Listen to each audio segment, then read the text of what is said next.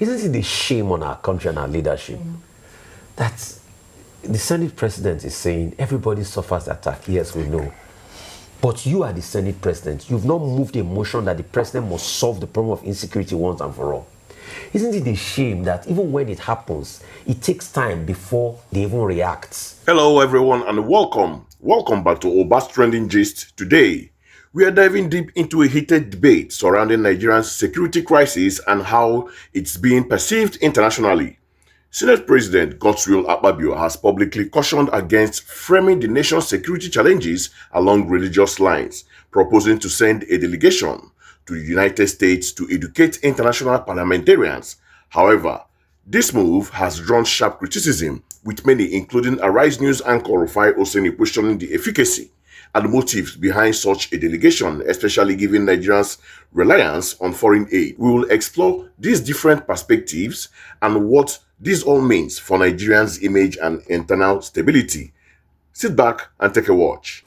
As the federal government continues to react to international condemnation of alleged Christian genocide in Nigeria, Senate President Godswill Akpabio has cautioned against portraying Nigeria's security crisis along religious lines, insisting terrorists and bandits target citizens indiscriminately regardless of faith. Akpabio issued the warning during Thursday's plenary while contributing to a motion on alleged religious persecution of Christians in Nigeria. Akpabio questioned how anyone could differentiate victims by religions after attacks, emphasizing that violence affects all Nigerians equally. If you look at what is happening in the Southeast, predominantly Christians, most of those that are killed in the Southeast, including the late husband of our demised icon, Dora Akunyili, the way the man was shot dead and everything, will you come and ascribe that to religion? I'm talking about what IPOP is doing. You see brothers killing brothers. Okay, so the sit-at-home that is going on Mondays in the Southeast that has almost crippled the economy of the Southeast. Is it targeted at Christians or Muslims? So Nigeria has complex security situations, and we should actually go out there and educate people, because the moment they bring sanctions to breed poverty. Poverty knows no religion. So for me, engagement will be the best. So when we go into executive session, we can decide to set up a small ad hoc committee to go to United States of America and engage our colleague parliamentarians there. And then to also educate them. Because if you see what these people are doing, most of them are outsiders. When they come and start spraying bullets from GP, what do you call it, or they throw rocket, they are not throwing rocket into the crowd targeting a particular religion. They are killing Nigerians. I don't know who will now go and sit down and bring out maybe the dead bodies and say, this one is a Christian, this one is from this family, this must be a Muslim. So we are facing a situation whereby these terrorists are trying to terminate the lives of Nigerians. No, I was about to look at your side, because I think a lot of heavilists have also been killed in the. Is there anybody that is opposed to this motion? Okay. In all fairness to Tinubu, President Tinubu, he's tried to rewrite history and right some wrongs, especially around the Ogoni land and Ogoni area. You see, Oji, the other day, you see, when I talk sometimes, when people say, Rufai, you are not this, you are that, I'm sorry to say this. In the end, I always win the arguments. You had somebody here on Sunday that was telling you that Nigeria is an independent, sovereign nation, that we should not go talk to America and everything. Yeah.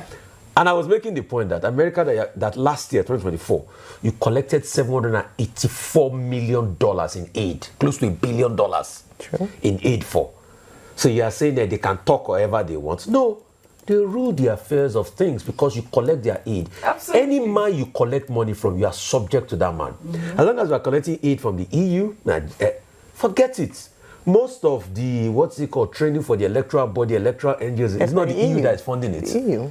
So these people will still have one, and that's why now our politicians have woken up to reality to say we should go and beg. You see, as regards that, let me now make the point.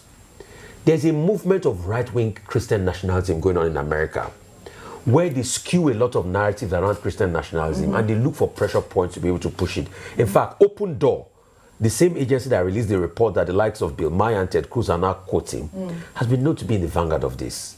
But it doesn't make it necessarily true. So what you do in this regard, and I would be shell-shocked that if Nigeria that collects a lot of aid does not have some level of lobbying that goes on in America, you don't need to send a contingent there. It's lobbyists that will do the work. I mean, But they can have a virtual meeting. they can have a virtual meeting. But all of that will be arranged by lobbying. Yes. So anything you are going to do there, you just don't go and enjoy extra code and free hotel money. Come on, So it's lobbying that will now take over. But secondly, isn't it the shame on our country and our leadership that the Senate President is saying everybody suffers attack? Yes, we know. But you are the Senate President. You've not moved a motion that the President must solve the problem of insecurity once and for all. Isn't it a shame that even when it happens, it takes time before they even react? We had to be the one here to be shouting before President Tinubu went to Benue. When it happened in Jos, they didn't go. In fact, I heard that the police IG that went to Jos, he didn't even reach where the thing happened. He just went to the capital of Plateau. You remember that the president actually challenged him there. Yes.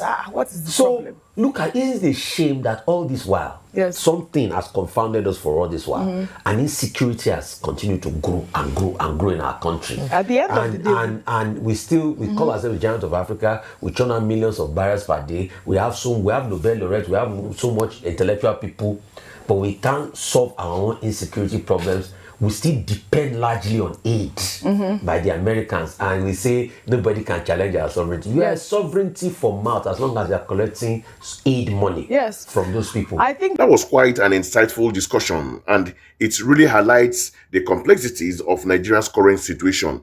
Let us delve deeper into some of the key points raised, particularly by Rufai Oseni. Rufai Oseni strongly questioned the rationale behind sending a senatorial delegation to the United States. He pointed out that Nigeria was designated a country of particular concern in 2020, and while this status was removed in 2021, the implications of such international condemnation are severe. He highlighted that these designations often lead to economic sanctions and the withdrawal of foreign aid, which directly impacts the lives of ordinary Nigerians. He argued that instead of expending valuable taxpayers' funds on what he describes as an unnecessary and potentially self-serving delegation abroad, the focus should squarely be on addressing the root causes of insecurity within Nigeria.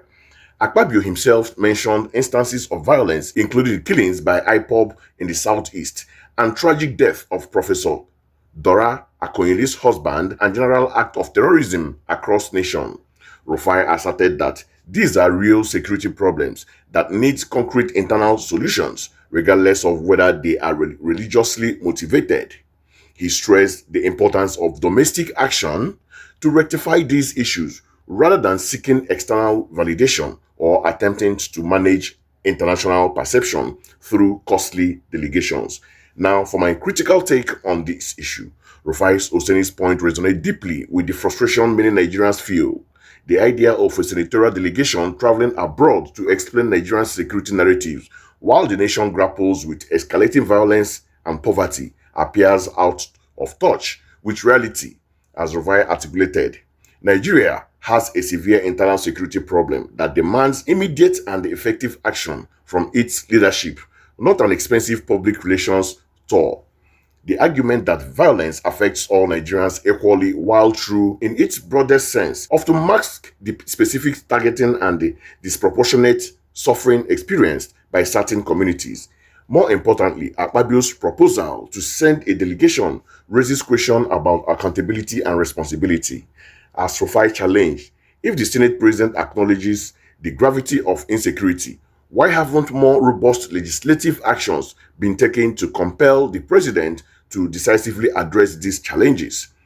Why does it take external pressure or public outcry for leaders to engage with suffering on the ground? Furthermore, Nigeria's reliance on foreign aid, as highlighted by millions of dollars received from the US, inherently complicates its claim of absolute sovereignty.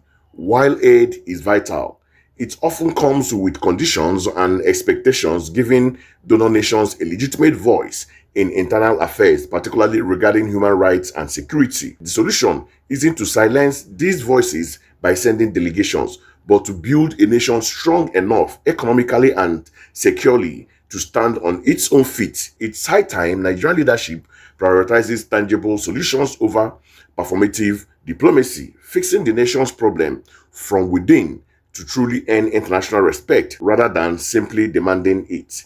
That's our take on the trending gist today. What are your thoughts? Do you agree with Senate President Akpabio's proposed delegation, or do you side with Rufai Oseni's critique on the need for internal solution? Let us know in the comments below. Don't forget to like this video, subscribe to Obas Trending Gist for more updates, and hit that notification bell so you don't miss our next discussion. See you next time.